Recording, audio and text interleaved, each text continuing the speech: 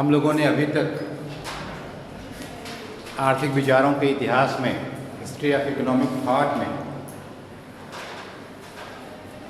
Mercantilism, जियोक्रेसी और classical school of economics में Adam Smith को विस्तार से पढ़ लिया है। आज हम लोग रिकार्डो के बारे में पढ़ेंगे। BA1 से ही आप इनका नाम बड़े अच्छे से जान भी रहे हैं, सुन भी रहे हैं और आपने बहुत सारे सिद्धांतों में उनको पढ़ा भी है।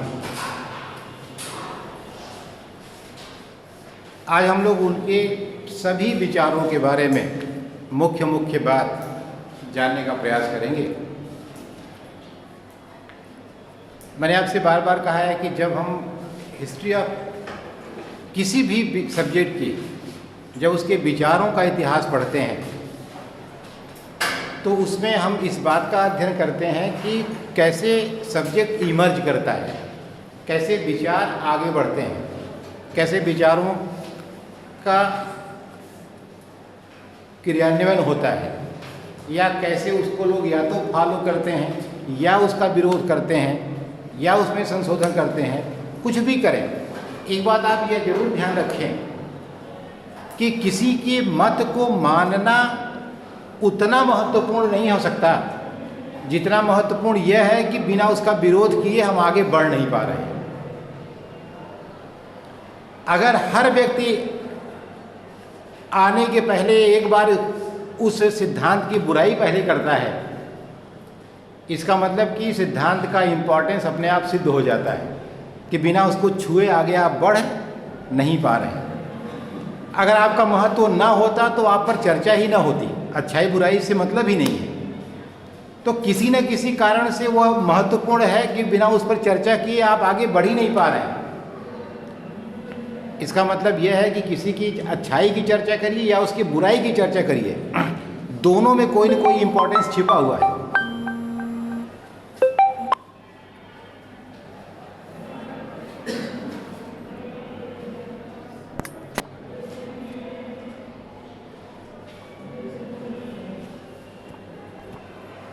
ना?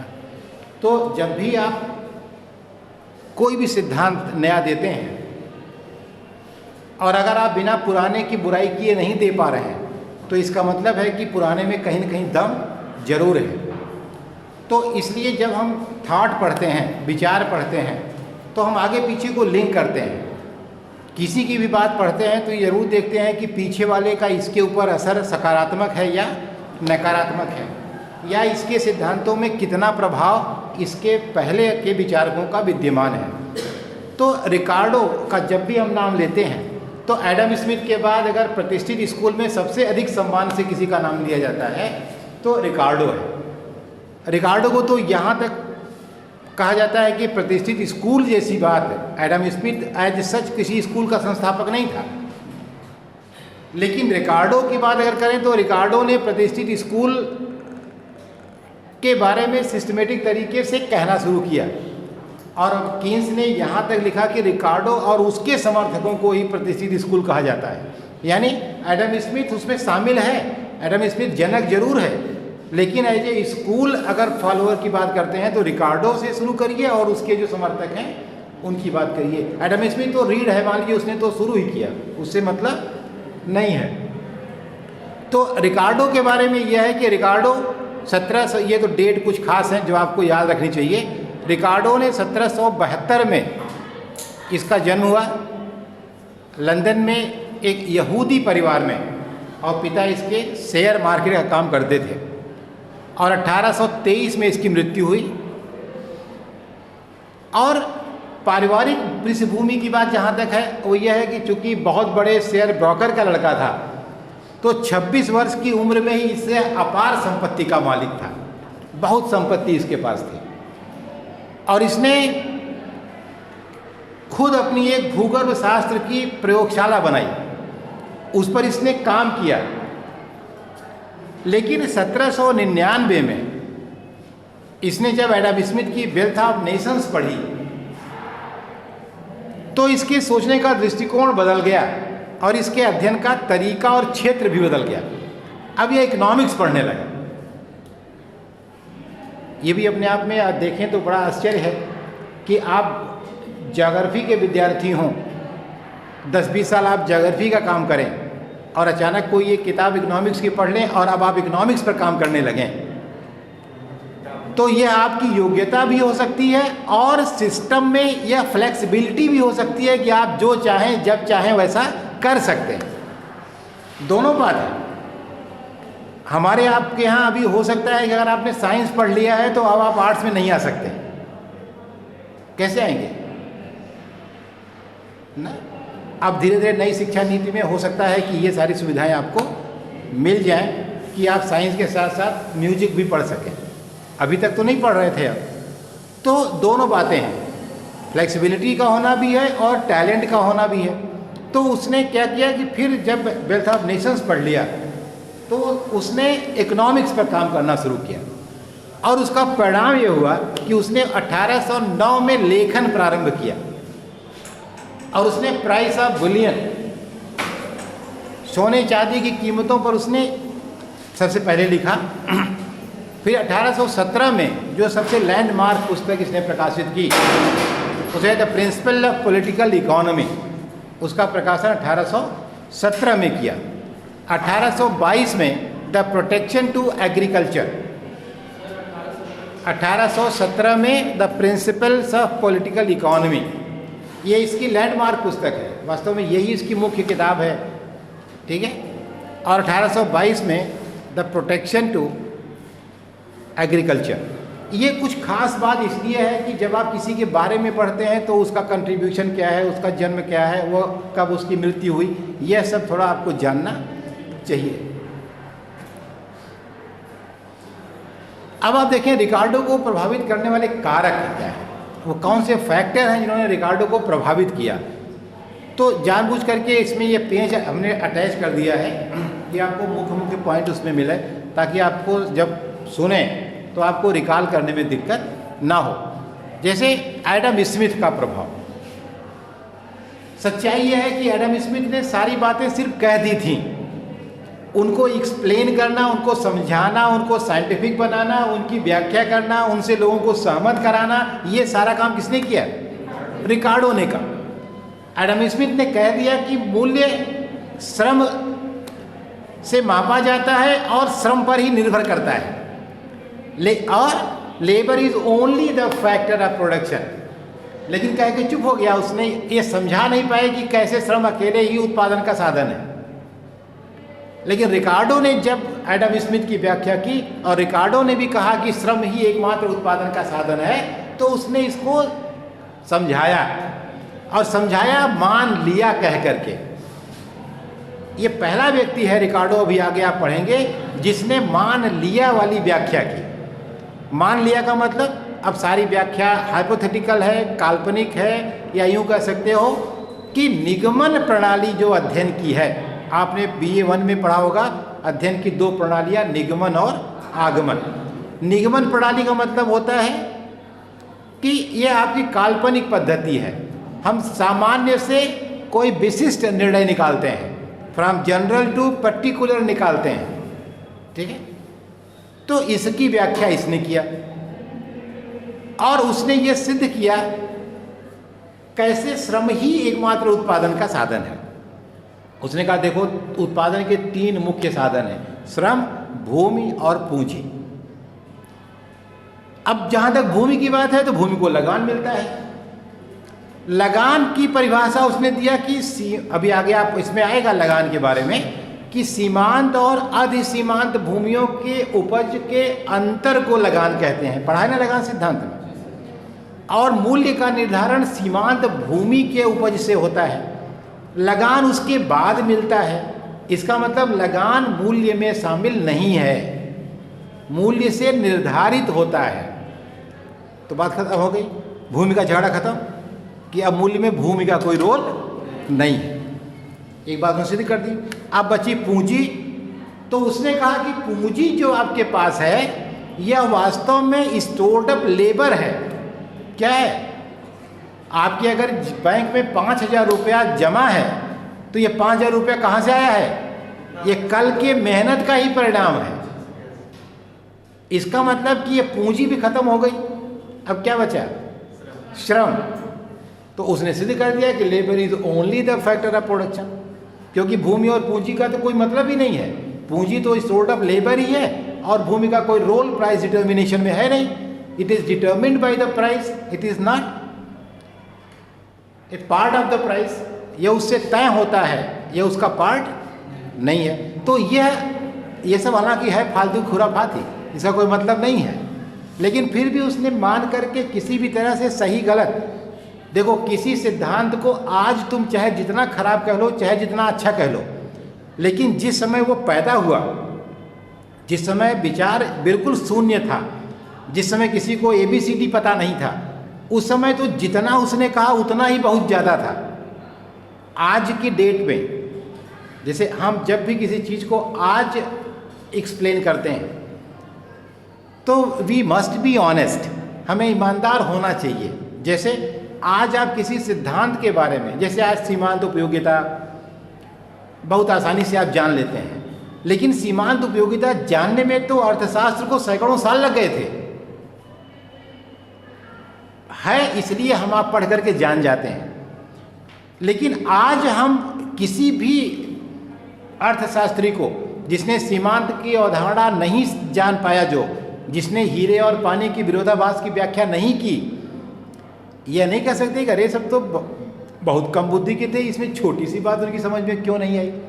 ये छोटी सी बात आज आपको लग रही है ना, क्योंकि सारी चीज़ें आप जान चुके हैं। इसी तरह से किसी भी क्षेत्र में जब आप आज कोई व्याख्या कर रहे हों और पर्सपेक्टिव पुराना हो, तो आपको उसी पर्सपेक्टिव में उसकी व्याख्या करनी चाहिए। आज के पर्सपेक्टिव में उस समय की घटना की व्याख्या नहीं करनी चाहिए। जैसे आज अगर आप गांधी को एनालाइज करें, आज अगर आप नेहरू जी को एनालाइज करें, आज अगर आप मान लीजिए किसी नेता को एनालाइज कर रहे हैं, भगत सिंह को कर रहे हैं, सरदार सुखदेव को कर रहे हैं, राजगुरु को कर रहे हैं, किसी को कर रहे हैं, तो उन्होंने उस समय जो जिस परिस्थिति में जैसे किया उसकी व्याख्या होनी चाहिए। आज हम उनको अच्छा या बुरा अगर कहते हैं तो यह हमारे विश्लेषण की अक्षमता होगी, यह हमारे तरीके की गलती होगी, यह हमारे मन का स्वार्थ होगा, हम अपने ढंग से डिफाइन कर रहे हैं।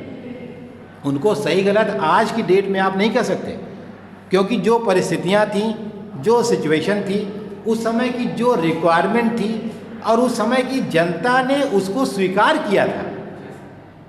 जैसे आज हम लोग किसी को चुनते हैं, मान लो अपना प्रधानमंत्री चुनते हैं, तो यही तो हम लोग उसको स्वीकार कर रहे हैं तब न चुनते हैं भाई। तो अगर जवाहरलाल नेहरू प्रधानमंत्री थे और 10 साल 15 साल 20 साल प्रधानमंत्री थे, तो वह भी उस समय की जनता की पसंद में रहे होंगे, तो आज हमको उनके बारे में अच्छा बुरा कहने का अधिकार नहीं है। उन्होंने ये गलत किया, ये गलत किया, मुझे नहीं लगता कि ऐसी कोई व्याख्या होनी चाहिए। हमको सिर्फ ये देखना चाहिए कि जो है उसमें हम कितना बढ़िया कर सकते हैं। पीछे की बातों पर बहुत विचार करके आप कर भी क्या सकते हैं, सिवाय समय बर्बाद करने के। मान लीजिए गलत ही थे, तो क्या करेंगे आज आप गलत पर विचार करके? गलत व्याख्या करके अपना स्वार्थ सिद्ध कर सकते हैं। गलत व्याख्या करके हो सकता है कि आप अपनी कोई गलती छुपा लें, अधिकतम ये कर सकते हैं, लेकिन देश का समाज का तो कोई भला उससे होने वाला नहीं है। तो वैसे ही जो सिद्धांत जब दिए गए उनको उस समय के पर्सपेक्टिव में विचार करने की ज़रूरत है। तो जितना कह दिया गया, रिकार्डो ने यही इतना कह दिया, भले सब गलत है, आज की डेट में आपको लगे कि ये तो कोई व्याख्या नहीं है, लेकिन ये बहुत बड़ी व्याख्या थी उस समय ना। उस समय के लोगों ने स्वीकार किया और फिर बहुत दिनों तक स्वीकार करते रहे। आज भी आप पढ़ते रहते हैं कि हाँ कोई बहुत गलत बात तो नहीं है, बात भी सही है। तो एडम स्मिथ का प्रभाव था सबसे अधिक, क्योंकि उसने उनके सारे सिद्धांतों को, चाहे मूल्य का सिद्धांत हो, चाहे अंतर्राष्ट्रीय व्यापार का सिद्धांत हो, चाहे मजदूरी का सिद्धांत हो, चाहे कर का सिद्धांत हो, चाहे लगान का सिद्धांत हो, सबको एक तरह से उसने एक्सप्लेन किया। क्या किया? एक्सप्लेन किया। बहुत अलग से कुछ नया विशेष उसने नहीं बताया। औद्योगिक क्रांति वास्तव में इसने अपनी आँख से देखा। इसका जन्म और मृत्यु आप देखिए तो आप देखेंगे कि 1772 में पैदा हुआ, 1823 में मरा, और 1700 और वही 18वीं शताब्दी का जो अंतिम दशक है उसी में औद्योगिक क्रांति हुई। तो इसने अपनी आँख से देखा। तो औद्योगिक क्रांति में, औद्योगिक क्रांति के परिणाम स्वरूप जो उस औद्योगिक क्रांति की अच्छाई बुराई थी उसको इसने बड़े करीब से देखा। उसने बड़े करीब से मजदूर वर्ग को देखा, बड़े करीब से इसने पूंजीपति को देखा, बड़े करीब से इसने लगान, लाभ, ब्याज और मजदूरी के स्थिति को देखा, क्या घट रहा है, क्या बढ़ रहा है, क्या स्थिर है। तो उसने, उसके लिखने में इन सब का असर हुआ। औद्योगिक क्रांति का वह स्वरूप भी इसने देखा जो कितना अच्छा था या कितना बुरा था। इसके अलावा स्वतंत्र प्रतियोगिता, देखिए स्वतंत्र प्रतियोगिता, एडम स्मिथ को आपने देखा कि वह भी स्वतंत्र प्रतियोगिता का समर्थक था। स्वतंत्र प्रतियोगिता इसलिए समर्थन में है कि स्वतंत्र प्रतियोगिता से जब प्रतियोगिता होती है तो वस्तुएं अच्छी भी मिलती हैं, सस्ती भी मिलती हैं और उससे समाज का कल्याण ज़्यादा बढ़ता है। और स्वतंत्र प्रतियोगिता के पीछे एक कारण भी था कि एडम स्मिथ हस्तक्षेप के पक्ष में नहीं था, क्योंकि वो यह मानता था कि व्यक्ति अपना हित सर्वोत्तम समझता है और सरकार को कहता है कि that government is list which governs the least, वह सरकार सर्वोत्तम है, बेस्ट है, जो सबसे कम शासन करती है। अर्थात केवल आंतरिक सुरक्षा, बाह्य सुरक्षा और जो एक तरह से सिक्योरिटी वाला मुद्दा है केवल उसको देखें, बाकी सारा काम आप छोड़ दीजिए, लोग अपना खुद करें। तो इसके अलावा मूल्य, भूस्वामियों व पूंजीपतियों का संघर्ष। मैंने आपसे कहा कि चूंकि औद्योगिक क्रांति उसके सामने हुई तो उसने औद्योगिक क्रांति में जो अच्छाई बुराई थी पूंजीपतियों का, जाहिर सी बात है कि स्वतंत्र जब पूंजीवाद होगा तो पूंजीवाद में सारे संसाधनों पर निजी स्वामित्व होगा और निजी स्वामित्व होगा तो पूंजीपति के ही पास पैसा होगा।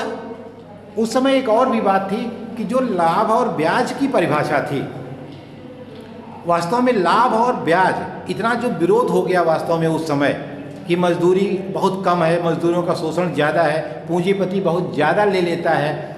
वास्तव में उस समय पूंजीपति दो हिस्सा लेता था, क्योंकि वही पूंजी भी लगाता था और वही रिस्क भी लेता था।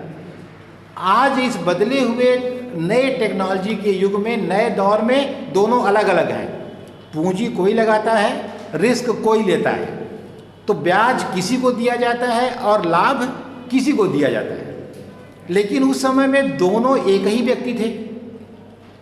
तो देखने वाले को ये लगता था जैसे मान लो 100 रुपया पैदा हुआ तो 3 ही लोग तो थे बांटने वाले, मजदूर, पूंजीपति। तो पूंजीपति लाभ भी अपना लेता था उसमें से और ब्याज भी। जैसे मान लो 5,000 रुपया लगाया है तो 5,000 का ब्याज भी उसको मिलना चाहिए भाई ना, और 5,000 लगाने पर जो पैदा हो रहा है उसका लाभ भी उसको मिलना चाहिए। तो दोनों लेता था। तो 100 रुपये में 70 रुपये वो ले लेता था, 30 रुपये मान लो मजदूर पाता है। तो देखने में क्या लग रहा है कि अरे एक आदमी तो सब ले ले रहा है, दूसरा तो कुछ पा ही नहीं रहा है। लेकिन सच्चाई यह है कि वह 2 लोगों का हिस्सा ले रहा है। उतना शोषण नहीं था जितना शोषण का हल्ला था। वो थोड़ा सा समझने में भी फेर था अगर देखो तो। अब क्या है कि भाई लाभ अलग है और ब्याज अलग है। ब्याज किसी को मिलता है, लाभ किसी को मिलता है, तो उतना हल्ला नहीं है क्योंकि बढ़ गया। अब इंटरप्रेन्योर अलग है, उद्यमी आप बिना पूंजी के भी हो सकते हैं। आपके पास दिमाग है, आप संस्था बनाइए, कोई ज्वाइंट स्टॉक कंपनी बनाइए, शेयर मार्केट में शेयर फ्लोट कर दीजिए और मार्केट से पूंजी उठा लीजिए। पैसा दूसरे का रहेगा, दिमाग आपका रहेगा, रिस्क आपका रहेगा, डूबेगा तो आप सब खत्म होंगे। तो जो अब रिस्क ले रहा है वो अलग व्यक्ति है और जो पूंजी लगा रहा है वो अलग व्यक्ति है। उस समय दोनों काम कौन करता था? एक आदमी करता था, तो जाहिर सी बात है उसका हिस्सा तो ज़्यादा हो ही गया भाई ना। तो लेकिन तो इसलिए ये जो झगड़ा था पूंजीपतियों और भूस्वामियों के साथ, इसका उसके ऊपर असर पड़ा। उसने देखा व्यवहार में कैसा हो रहा है, इसलिए उसने तमाम सिद्धांत जो प्रतिपादित किए उस पर असर पड़ा। इसके अलावा उसने मूल्य संबंधी विचार जो दिया, मूल्य संबंधी विचार में जैसा मैंने आपसे कहा, ये तो उसने कहा कि श्रम ही मूल्य को निर्धारित करता है, वही मूल्य का कारण है। इसकी व्याख्या की, इसको सिद्ध किया कि श्रम ही कैसे है। दूसरा उसने मूल्य के दो रूप बताए, एक को उसने बाजार मूल्य कहा और दूसरे को उसने प्राकृतिक मूल्य कहा, और उसके पहले उसने मूल्य को प्रयोग मूल्य और विनिमय मूल्य, अक्सर आपको हम बताते रहते हैं कि वैल्यू इन यूज़ और वैल्यू इन एक्सचेंज, दो तरह का मूल्य होता है, एक उपयोग मूल्य होता है और एक विनिमय मूल्य होता है। उपयोग मूल्य होता है जो आप उस वस्तु के प्रति महत्व खुद निर्धारित करते हैं, और उपयोग मूल्य हो गया, और विनिमय मूल्य क्या है, जिस पर मांग और पूर्ति की वजह से मूल्य निर्धारित होता है। उसका संबंध उसके उपयोग से नहीं है, बल्कि बाजार में उसकी उपलब्धता और अनुपलब्धता से है, उसकी मांग से है। इसलिए बाजार मूल्य सबके लिए एक होता है, लेकिन उपयोग मूल्य सबके लिए कैसा होता है, अलग अलग होता है। आप कोई वस्तु देखते हैं, अचानक खादी मेला लगा हुआ है बीआरपी इंटर कॉलेज में, आप सब लोग चले जाइए, कुछ लोग बिल्कुल खाली निकल आएंगे, लगेगा सब फालतू सामान मिल रहा है, और कुछ लोग की पूरी पीठ भर जाएगी सामान लाद करके, और दुखी रहेंगे कभी कुछ और क्यों नहीं खरीद लिए। क्यों भाई, आखिर उसी सामानों में आपको कुछ नहीं समझ में आ रहा है, दूसरे को बहुत कुछ समझ में आ रहा है। तो इसका मतलब सबके लिए वस्तु का महत्व कैसा है, अलग अलग है। तो इसलिए जिनके लिए उपयोगिता ज़्यादा है, लेकिन अगर दोनों बाजार में खरीदें तो विक्रय मूल्य दोनों के लिए कैसा है, एक जैसा है, उसमें कोई परिवर्तन नहीं है। तो इसलिए उपयोग, और रिकार्डो ने विनिमय मूल्य पर फोकस किया, उपयोग मूल्य पर फोकस नहीं किया। वास्तव में उपयोग मूल्य पर फोकस किया भी नहीं जा सकता है, क्योंकि वह शुद्ध रूप से मनोवैज्ञानिक और व्यक्तिनिष्ठ है। जैसे किसी वस्तु को कितना महत्व देना है, यह हर व्यक्ति का अपना, इसमें इतने इशू शामिल हैं। जैसे किसी वस्तु को देख करके उसे खरीदने का मन करना, इसके लिए सबसे पहली शर्त तो यह है कि जेब में पैसा हो, दूसरी शर्त यह है कि आपका टेस्ट हो, तीसरी शर्त यह है कि आप खरीदना चाहें, चौथी शर्त यह है कि आप इन सब के बावजूद उसे ले जाने के लिए तैयार हो, और पांचवी सबसे बड़ी चीज़ है कि आपकी लाइफ स्टाइल है।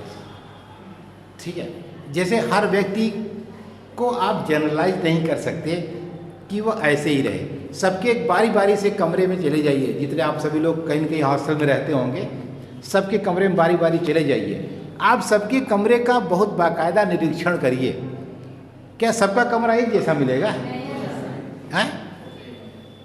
नहीं ना, किसी का कमरा ऐसा मिलेगा कि वह खुद ही अपनी शर्ट 3 दिन ढूंढता है, नहीं पाता है उस कमरे में, इतना अव्यवस्थित रहेगा। और किसी का कमरा ऐसा होगा कि रात को 3 बजे अगर लाइट कट जाती है तो वह बिना कहीं लड़े भिड़े उठता है, माचिस उठा करके और अपना लैंप जला लेता है, खट की आवाज़ भी कहीं नहीं होती। ऐसा होता होगा ना? हाँ, अच्छा कौन है? जिसकी शर्ट नहीं मिलती, जो लैंप जला लेता है, जो लैंप जला लेता है। तो लेकिन अब इतना सिस्टमेटिक क्या ज़रूरी है कि सब लोग रहें? हाँ, घर में आप रोज़ 2 बार डांटे जाते होंगे कि जूता कहाँ रख दिया, चप्पल कहाँ रख दिया, पैंट कहाँ रख दिया, शर्ट कहाँ रख दिया। इसके बाद भी आप रोज़ वही गलती करते हैं ना? तो ये वास्तव में अपनी खुद की लाइफ स्टाइल है, आपका अपना तरीका है, आपकी अपनी, और ये पसंद नापसंद डिपेंड करती है कि आप कितना उससे कंसर्न है। कभी कभी आप एक ही गलती बार बार दोहराते हैं। ध्यान दीजिए, घर में रोज़ मम्मी कहती हैं कि चप्पल बाहर निकालो, लेकिन आप रोज़ पहन के घर में चले जाते हैं। क्यों? सिर्फ इसलिए कि आप मम्मी को डरते नहीं हैं। एक दिन अगर पापा कहते हैं तो दोबारा आप कभी गलती से पहन के नहीं जाएंगे, और चले जाएंगे तो 150 बार सॉरी बोलेंगे, हाथ में ले जाके बाहर रखाएंगे। तो जिससे आप डरते हैं, इसीलिए कहते हैं कि भय बिन होए न प्रीति। क्या लिखा गया? प्रेम से जल्दी कोई बात समझ में नहीं आती। यही कारण है कि हमारे शास्त्रों में भी आप ध्यान दीजिए, जहाँ जहाँ हमको कड़ाई से मना करना था, वहाँ मना करने के आधार बनाया गया कि यहाँ चुड़ैल रहती है, यहाँ दैत्य रहते हैं, यहाँ ब्रह्म बाबा रहते हैं। जहाँ कम कड़ाई से पालन करना था वहाँ बताया कि यहाँ देवी जी रहती हैं, यहाँ हनुमान जी रहते हैं, यहाँ ये रहते हैं। आप मानसिक रूप से किससे ज़्यादा डरते हैं, हनुमान जी से कि ब्रह्म बाबा से? ब्रह्म बाबा से। एग्जैक्टली पीपल के पेड़ में ब्रह्म बाबा रहते हैं। क्यों बताया गया? पीपल चूँकि बहुत अनिवार्य था, नहीं कटना चाहिए था पर्यावरण के लिए, पूरे गांव के लिए, और इसलिए हर गांव के बाहर चारों तरफ एक एक पीपल का पेड़ अभी भी मिल जाता है। अब तो खैर मान लीजिए हम आप बहुत चंडाल हो गए, डरते ही नहीं है, ब्रह्म बाबा से भी नहीं डरते हैं, कोई बात, काट लेते हैं। लेकिन पहले हमको इसीलिए बताया गया था, उसके पीछे साइंस यही थी। वास्तव में कोई ब्रह्म बाबा नहीं थे, लेकिन इसलिए डरा दिया गया था कि हम अगर गलती से भी कभी काटना चाहें तो हमको लगे कि इसको काटने से भूत पकड़ लेगा ना। तो जितने नीम के पेड़ में, बरगद के पेड़ में, पीपल के पेड़ में, जो हमारे लिए बड़े उपयोगी पेड़ थे, उनको क्या समझा दिया गया कि यहाँ कोई खतरनाक चीज़ रहता है। और वैसे बाकी तो चूँकि अगर बहुत चलो काट भी लेते हो कोई बात नहीं, तो वहाँ फिर आसान देवी देवता रहते, क्योंकि देवी देवता की इमेज कैसी है, अच्छी है, वो नुकसान नहीं करते, वो फायदे ही करते हैं। आप हनुमान जी के पास जाते हैं तो आपके दिमाग में आता ही नहीं है कि कुछ बिगाड़ेंगे भी, हमेशा आप मांगते ही हैं ना। तो ये एग्जैक्टली वही बात है कि जो आपका उपयोग मूल्य है उसे तो जान पाना बड़ा कठिन है, क्योंकि सबके लिए उसकी इम्पोर्टेंस अलग अलग होती है। इसलिए विनिमय मूल्य पर उसने फोकस किया। विनिमय मूल्य में दो मूल्यों की बात की गई, एक प्राकृतिक मूल्य और एक बाजार मूल्य। ठीक है, प्राकृतिक मूल्य को ही सामान्य मूल्य हम कहते हैं, और सामान्य मूल्य के चारों तरफ बाजार मूल्य चक्कर लगाता है। और बाजार मूल्य की प्रकृति सामान्य मूल्य के बराबर होने की होती है। अक्सर आपको हम बना के दिखाते हैं कि अगर ये सामान्य मूल्य को मान लिया जाए तो बाजार मूल्य कैसा होता है, इसी के इर्द गिर्द चक्कर लगाता है, और दीर्घ काल में उसकी प्रवृत्ति होती है कि वो सामान्य मूल्य के बराबर हो जाए, हालांकि ऐसा हो नहीं पाता है। तो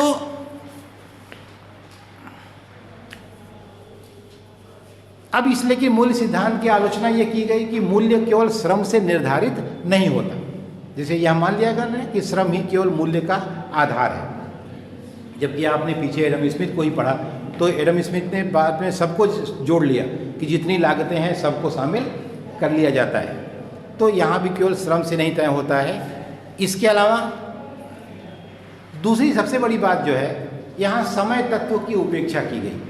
किसी भी वस्तु के मूल्य में समय तत्व का बड़ा महत्व है। हम लोगों ने किसी कक्षा में पढ़ा है BA 1 में कि मार्शल ने मूल्य के निर्धारण में समय तत्व की व्याख्या की, और ये कहा कि समय जो होता है वो कई तरह का होता है, अति अल्पकाल, अल्पकाल, दीर्घकाल और अति दीर्घकाल। चलिए हमको बना के दिखा देते हैं, तो घुमा दें, इससे उल्टा आने लगता है। दिख रहा है बोर्ड? हम देख लें, बहका रहे हो क्या पता। सही है। अब देखो यहाँ समय तत्व की कैसे हम व्याख्या करते हैं मूल्य के निर्धारण में। व्याख्या मार्शल की है, यहाँ आलोचना यह है कि इसने इसको इग्नोर कर दिया, इसके महत्व को स्वीकार नहीं किया। इसलिए बता दे रहे हैं कि कभी कभी परीक्षाओं में पूछ लिया जाता है कि समय तत्व की व्याख्या कीजिए 5 नंबर में, तो बना लेना, देखना आ रहा है नहीं आ रहा है।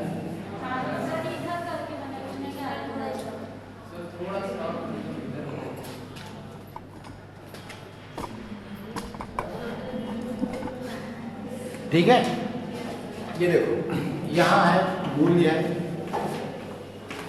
या कीमत लिख दो, मूल्य क्यों लिखोगे, प्राइस। यहाँ है डिमांड एंड सप्लाई। अब मान लो कि ये मांग रेखा है, ये डिमांड है, और ये तुम्हारी सप्लाई। नॉर्मली हम मांग और पूर्ति रेखाएं ऐसी ही बनाते हैं।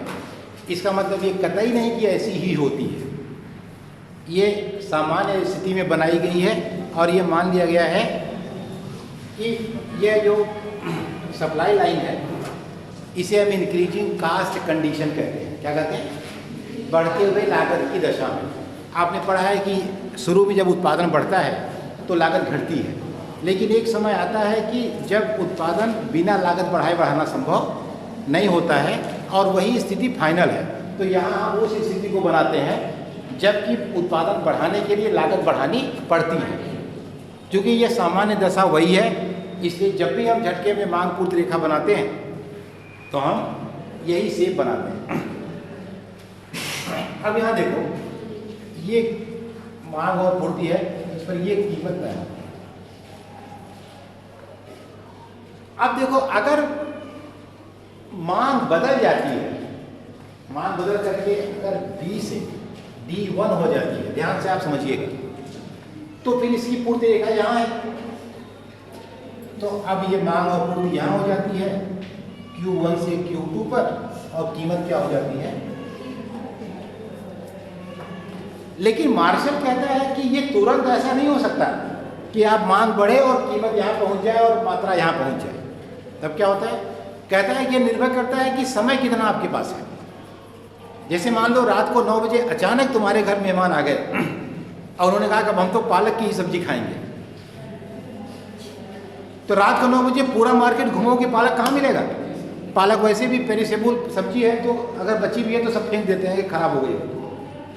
इसका मतलब जब तुम 9 बजे रात बाजार में पालक लेने जाओगे, ये मांग, पालक की मांग बढ़ी, तो तुरंत आप देखिए ये फट से मात्रा में कोई परिवर्तन नहीं होगा, केवल और केवल कीमत बढ़ेगी। क्या होगा, ये P3 कीमत हो जाएगी और पूर्ति रेखा ऐसी रहेगी, S1 इसका कहते हैं। पूर्ति रेखा कैसी हो जाएगी, यहाँ से ऐसे जाएगी और फिर यहाँ से खड़ी हो जाएगी, S1। इसका मतलब ये हो गया कि अगर बिल्कुल टाइम आपके पास नहीं है, एकदम टाइम नहीं है, तो मांग बढ़ने का सीधा असर क्या होगा, केवल कीमत बढ़ जाएगी और कुछ नहीं होगा। ठीक है,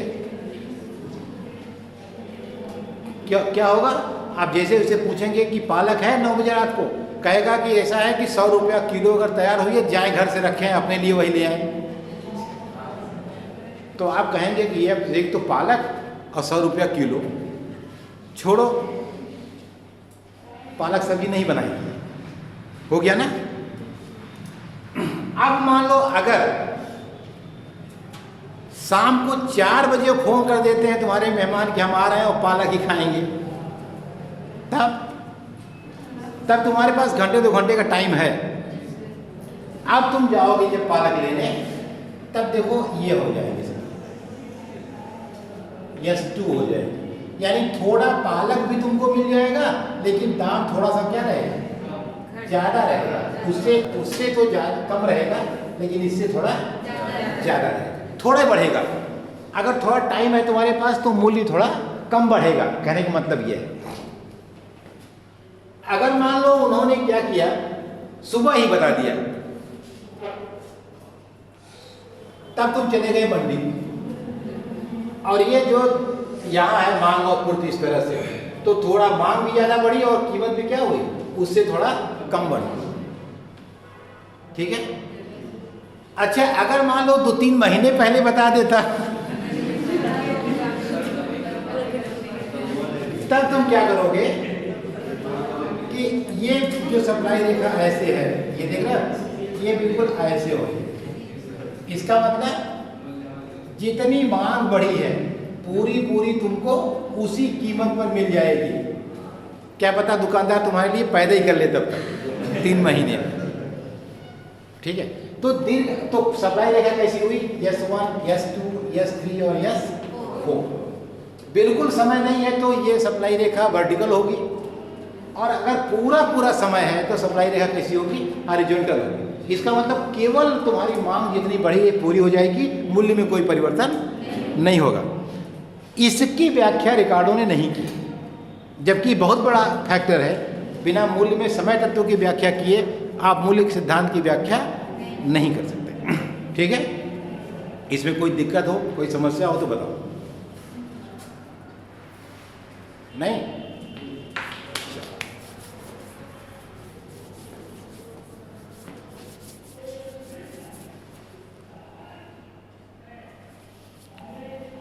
चलो, और 6 घंटे में बाकी पढ़ लेना पूरा।